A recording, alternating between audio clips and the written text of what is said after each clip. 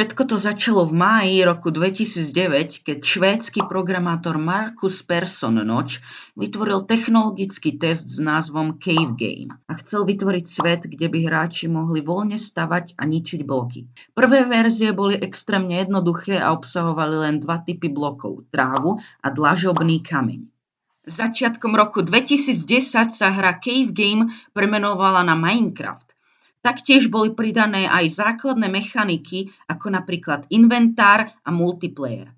Postupom času Notch začal pridávať survival prvky, ako napríklad kraftenie, striedanie dňa a noci a prvé monštra. Rok 2011 až rok 2014. Minecraft oficiálne vyšiel 18. novembra roku 2014 počas prvého Mineconu v Las Vegas.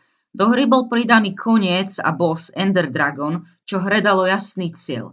A taktiež bol Minecraft vydaný aj na mobil. A keď chcete ďalší dokument, čo sa týka Minecraftu, tak nezabudnite dať odber. Je to len jeden klik a mne to hrozne moc pomôže. Takže choďte tam dole pod video a dajte odber. Rok 2014 až rok 2020. V roku 2014 kúpil Microsoft Studio Mojang za neuveriteľných 2,5 miliardy dolárov.